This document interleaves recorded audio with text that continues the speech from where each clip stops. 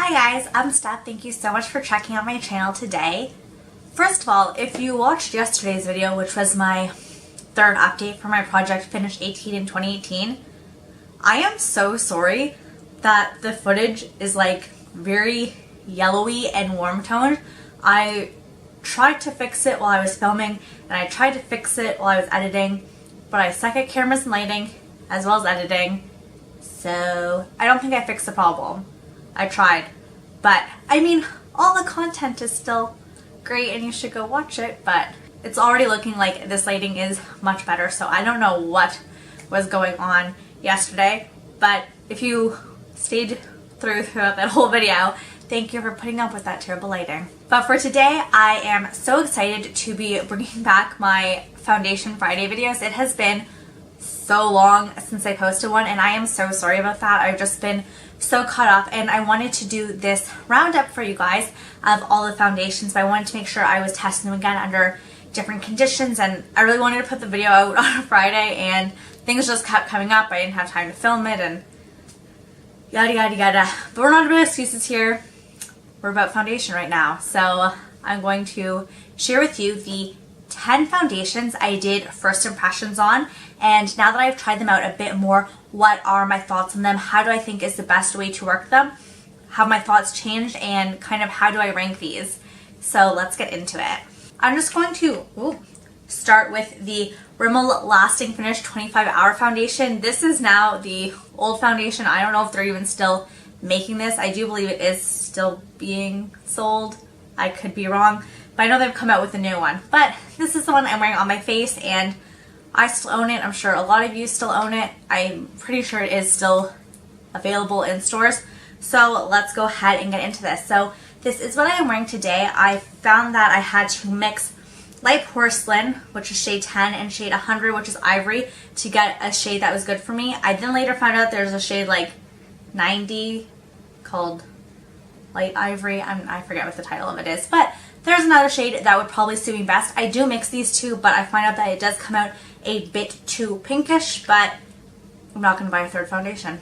But besides me not knowing my color, I'm going to let you know my thoughts on it. I really feel like this foundation does not need a primer. In fact, some of the primers I wore with it I felt almost ruined the foundation and made it break apart and cakey, and just wearing it over moisturized skin I thought I could get a beautiful look with it.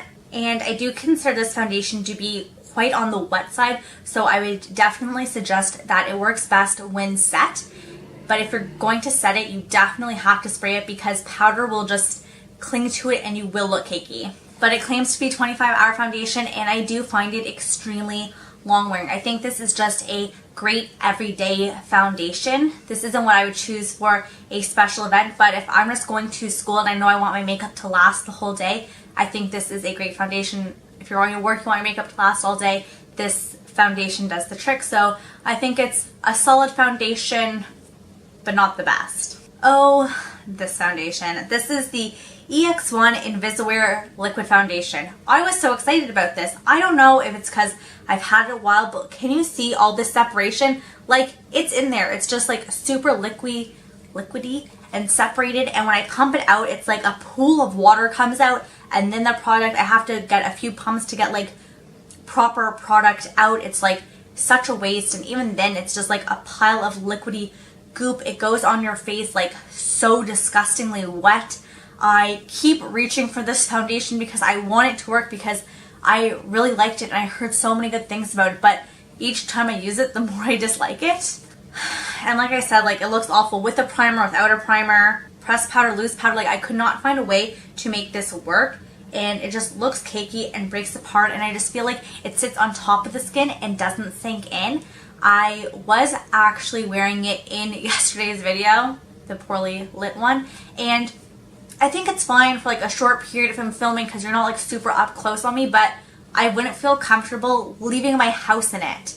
That is how I feel about that foundation. But again, I don't know if it's mine. It's because I traveled with it, it got separated, and it's maybe a little bit older. I'm not sure, but I would consider picking up another bottle of it if it was easily accessible in Canada, just to see if I just have it dead, because I really think that could be the case, because no matter what amount I shake it, I just cannot get the product to go back together.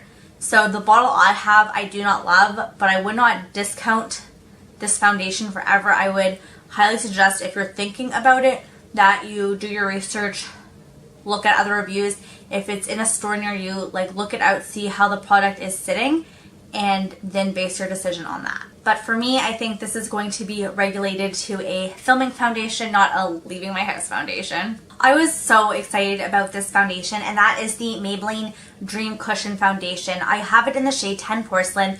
This was like such an amazing shade for me. I really liked it, but you have to want more of a natural look because the coverage is so light. It's like if you want a no makeup day, this could be a great foundation to go for. If you have like perfect skin basically and just want to even it out a little bit, great foundation to go for. If you have any scarring or acne or super duper oily skin, this is not the product for you. And also, it probably has the shortest wear time out of the 10 foundations I've tried. It just like did not last on the face at all. Despite that, I still I want to like it. I think it just like can give you such a nice fresh face look, but it's just like I want to love it, but it doesn't want to love me. And love Heatherette. I heard her say that she was going to pan this, and then by the time she got around to like filming her video, like she'd already finished the product. So from my understanding, this does not last very long, like maybe a month, not even, with consistent use, and that is really upsetting. This is the only cushion foundation I own, and I love the idea of it, but I just don't know if it's for me. And knowing the product does not last very long, and cushion foundations are more expensive, like I can't in good conscience recommend it, but like I still want to love it. It's weird. I don't know why I have such a thing with this foundation. I feel like I've been doing a lot of drugstore talking, so let's pull in a higher end one here. This is the Urban Decay Naked Skin. If you have dry skin, you will love this foundation. If you have oily skin, oh, please stay far away. It has pretty decent coverage. It's light medium. I think it's great for like an everyday type of use like the Rimmel. And it is quite lasting. But despite that, it is so wet and it is so dewy. And that makes it really difficult to set. I went in with pressed powders, loose powders. I just found that I could not find a way to really make this not look wet without looking cakey. And when I tried to use cream products with this, like cream highlighter, cream blush, cream bronzer, I found that it just like moved the product around. Like the product wouldn't set for me to do cream products on top of it. And I just felt like I was constantly looking in the mirror looking so oily. Like I had to constantly reset, repowder it throughout the day. And it was just like so much maintenance for oily skin. Maybe if it's dead of winter and I'm going through like a super dry weird thing, which I did this past winter, this is definitely a foundation I would reach for, but I just haven't been able to find a way for it to work with oily skin. So if you use this foundation and you have oily skin, please let me know how you make this work, because I have tried so many different ways and I just cannot figure it out. Next, the Hourglass Vanish Stick. I have it in the shade Alabaster, which is their latest shade. So as I was going through getting ready for this video, I wanted to, like the last 10 days, like try out each of these foundations one more time just to get like final thoughts, have them fresh in my mind. And I kept putting off this one because I was like, oh, I can't wear it if it's going to be a long day. I can't wear it if it's going to be super hot out. And I just kept being like, I can't wear it under these conditions. I can't wear it under these conditions. And it took me so long to finally find a day to test it. And that just kind of shows what a high maintenance foundation this is. I would only wear this if I was going to an event that was going to be a few hours, because it does not last on the skin for me. I found that it goes on and it's a little bit thicker and it looks really nice. But honestly, within like three to 4 hours, I felt like I could wipe it away. Like it was just like dissipated. Like where did it go? And like the coverage is there and it is strong when you start out, but it just does not have any staying power. And the fact that I was like, oh, it can't be a long day. I can't be where it's going to be super oily that day if it's too hot out. It's just, I don't need a foundation like that in my life. I just think it is very overpriced, and I didn't find that it really worked for me. And again, I wore it the other day and it was just like within a few hours I was like, where did it go? It starts off so strong, and if you're doing like a photo shoot or filming and or I don't know, something like that, or you just really want high coverage, if you're going on like a date that's only going to be a few hours, I think this could be beautiful. But I just don't think this is something I would want to wear to school or to work, or if I'm going out and about and I'm going to be like in the sun and stuff. So for me, I guess now knowing this and knowing my lifestyle, it's not something I would pick up. But if that sounds like something that would fit your lifestyle, I do think it is a good foundation for short increments of time. Now, if you want a foundation that has pretty good coverage, is long wearifying, is going to mattify you, and a good price, I would highly suggest the L'Oreal Infallible Pro Matte. I really like this foundation. It says it's 24 hours. I wouldn't go that far that lasts that long, but definitely over 12. I felt like I was matte the whole day, and it has really decent coverage. It claims to be medium coverage, but I would even consider it like medium high. This is a really good drugstore foundation. And as I'm saying, I'm like, why don't I pick for you more? Like, there's so many good things about it. I don't know why I don't reach for it a little bit more. I think I'm just, I don't know why. I really like it.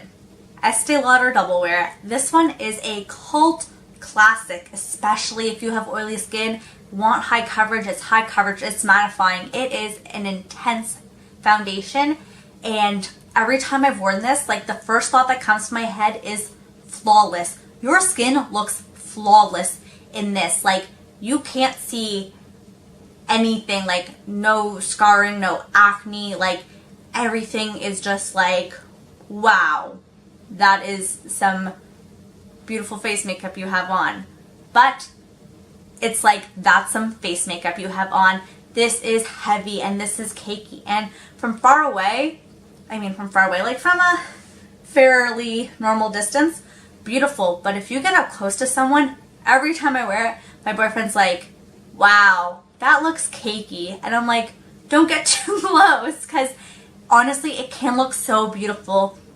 And in my everyday life, besides my boyfriend, I'm not that close to people where they're going to be like, oh, your makeup looks cakey. And if I was going to an event, I needed something really high coverage, I would go for this. I don't think it's something I would want to wear on a daily basis, because even though your skin looks flawless, I was like, I feel like I'm wearing makeup. Like right now, I don't feel like I'm wearing makeup, but that is the feeling I have this. Like, I know there's something on my face, but I want to say, like, this did not deteriorate at all throughout the day. Like, when I put this on to when I took it off, the foundation looked amazing.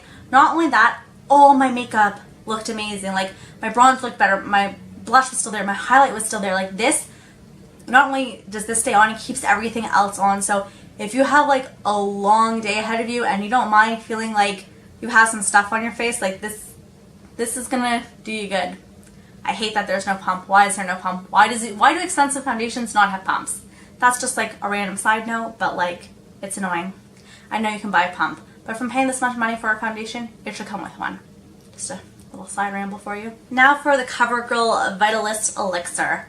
I tend to enjoy this foundation, but it oxidizes like crazy. Buy a shade lighter, maybe two. Unfortunately, this is the latest shade it comes in, and it goes way too dark on me. I have to bronze up everything around me or like wear a high neckline.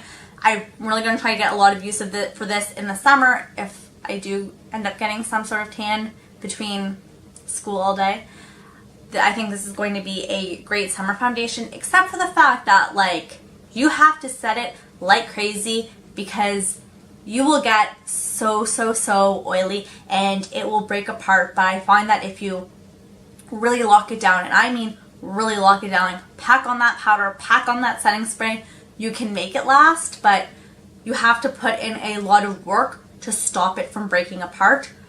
But I do love it. I think like skin can look beautiful with this, and if you're not super oily, then obviously there will be less work involved. But overall, like, this is the foundation I see myself reaching for, even though I'm like, it's too dark for me, it's oily, there's just something about it. But I'm like, but when you first put it on, it looks so beautiful. And by continuing to reach for it and finding different ways to make it work for me, I now know, like, really go heavy with the powder, really go heavy with the setting spray can make it last. And this is definitely something I know I'm going to keep reaching for throughout the summer, and I think it's beautiful. I just wish Covergirl would figure out the oxidization thing, because I've been watching other reviews recently, and like it's not just this one. It seems like all CoverGirl foundations oxidized, and I'm just like, why can't you get that under control? How everyone else can, why can't you? Okay, I have been saving the best for last. We have best high-end and best drugstore, in my opinion, obviously. Okay, so best drugstore foundation I tried was the Physicians Formula Healthy Foundation. I love this foundation. I think it is absolutely amazing. It has really good staying power. It's a nice medium coverage. Not a single little bit of oil came through at all. It's incredible. I am like so crazy impressed by it. I love it so much. I would say at first you can feel it on your skin, but you do get used to it. But overall, like, I keep reaching for this foundation. I really love it, and considering I have all these foundations plus others from outside the series, and that this is something I reach for at least once a week, probably more like 3 times a week, you know that this is beautiful. Like, if I'm quick out the door, I don't want to worry if I have to put on powder, put on setting spray, do all this other stuff to make a foundation work. I don't need to do anything to make this work. This just works. Now, it's a toss-up between that one and this one for my favorite, but I think this one wins out, and that is the Too Faced Peach Perfect Comfort Matte Foundation.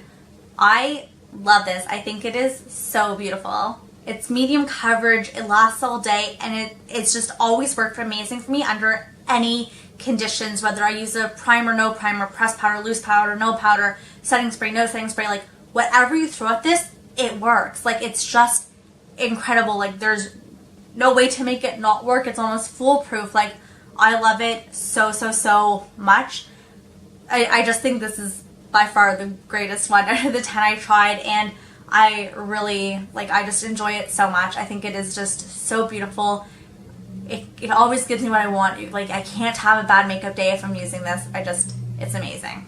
So there you have it, my thoughts on the 10 foundations from my first impressions now that I've been using them a little bit more. I got so excited about this series that I probably have at least 10 more foundations that I haven't yet tried. So if you guys would be interested in more first impression foundations, please let me know. And if I do another round of this, I'm going to be a lot more consistent. And by that, I mean putting up a foundation video every single Friday, with the Roundup video coming right after or 2 weeks after at the absolute most. But I really enjoyed this. It was a great way to test out foundations, kind of get a sense for what is out there. And because I already own at least 10 more, I would love to do another round of it. But if it's not something you guys are interested in, I won't bother doing it. So please let me know if that is something you would like to see. Thank you guys so much for watching. I hope you have a great day or night wherever you are. Bye.